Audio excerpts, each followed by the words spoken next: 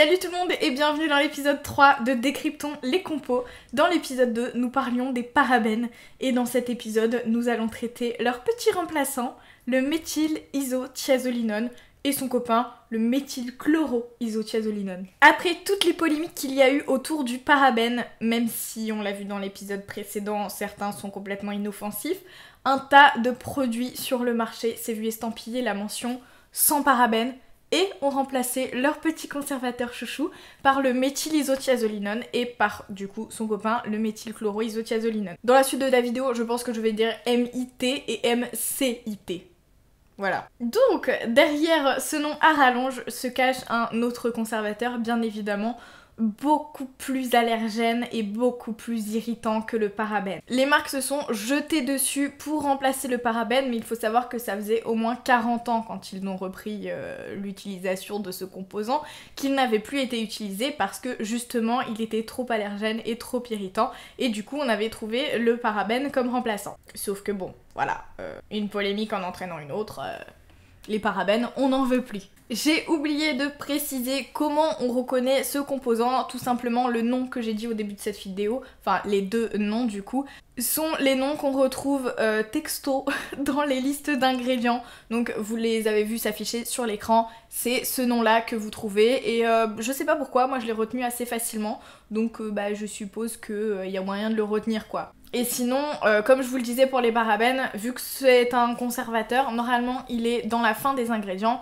Il suffit de retenir qu'un nom rallonge avec un Z dedans qui est à la fin des ingrédients, potentiellement c'est pas ouf. Ces deux ingrédients sont bien évidemment totalement interdits dans les produits bio, donc je sais que je vous le précise à chaque vidéo, mais pour l'instant on traite des ingrédients qui sont tellement controversés qui sont juste tout simplement interdits dans les produits bio, ce qui ne sera pas forcément le cas de tous les ingrédients qu'on va voir dans cette série. Et aujourd'hui, je voulais mettre l'accent vraiment sur le fait que on est en train de traiter un ingrédient qui est juste, pas tolérable en fait pour moi dans les cosmétiques, parce qu'il peut être tellement, ils peuvent être, je dis toujours il peut parce que c'est quasiment le même nom, mais ils sont quand même deux, ils peuvent être tellement irritants qu'ils provoquent des eczémas parfois plutôt graves chez les patients, j'allais dire, genre la meuf est médecin quoi.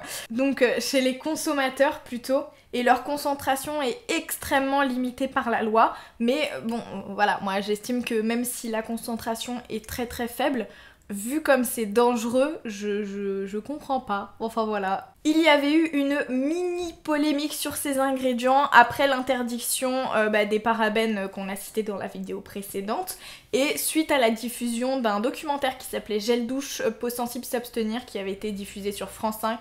Je sais pas si vous l'aviez vu à l'époque, personnellement je l'avais vu où il y avait une experte dermatologue qui parlait de ces ingrédients en disant que c'était un scandale qu'ils soient dans les cosmétiques etc. Et quand on lui avait montré leur présence dans les cosmétiques de la marque Dove, elle s'était exclaffée parce que elle travaille avec Dove. Donc voilà, c'est sur ça que ça avait fait une petite polémique. Mais depuis, il y a plein de marques qui continuent totalement à les utiliser alors que, je vais vous citer un peu toutes les interdictions par rapport à ces ingrédients, mais clairement ça fait peur. La première, c'est que la combinaison de ces deux ingrédients, donc méthyl-isothiazolinone et méthylchloroisothiazolinone, est interdite dans les produits sans rinçage depuis avril 2016. Donc sans rinçage, les eaux micellaires, les lotions, voilà. Vous voyez le type de produit. Et pire encore, l'utilisation du MIT, toujours dans les produits sans rinçage, est interdite même seule depuis février 2017. Donc tout ça c'est très récent, donc clairement je vous invite à checker vos produits parce que les marques se sont pas gênées pour en vendre jusqu'à la dernière minute, donc voilà, juste checker ça. Mais voilà, moi je trouve ça hyper alarmant, sachant que encore une fois il n'y a pas eu d'études vraiment précises sur le fait que ça fasse vraiment une différence dans les produits sans rinçage ou avec rinçage. Donc là c'est interdit dans les produits sans rinçage, mais ça veut dire que dans les produits avec rinçage, donc notamment savon, shampoing, etc., il y en a. What the fuck, j'ai envie de dire. Il faut savoir qu'en 2013, et je crois plusieurs années consécutives, mais j'ai pas envie de dire de bêtises, une association de dermatologues américaine a désigné le MIT comme l'ingrédient qui a fait le plus de dégâts allergiques chez les patients. Moi je trouve que c'est un truc de ouf. Le truc est encore autorisé quoi.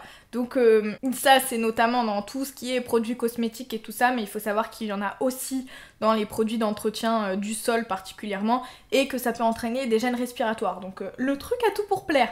Voilà, clairement checkez bien vos cosmétiques, et comme je vous l'ai dit, les interdictions sont tellement récentes que si vous faites pas un tri dans vos cosmétiques de manière régulière, voilà, juste checker pour voir. Et surtout, faites attention aux produits où il y a marqué sans parabènes, puisque vous êtes quasiment sûr de les trouver. Moi personnellement, je les ai éradiqués de tous mes produits. Je n'achète jamais un produit qui contient du méthylisothiazolinone ou du méthylchloroisothiazolinone. Et franchement, je vous invite à faire pareil. J'espère que cette vidéo vous a plu. Si c'est le cas, n'hésitez pas à laisser un petit pouce bleu et à vous abonner si vous voulez voir la suite des vidéos sur les ingrédients qu'on veut pas dans nos cosmétiques. Et en attendant le prochain épisode mercredi prochain, je vous fais des bisous.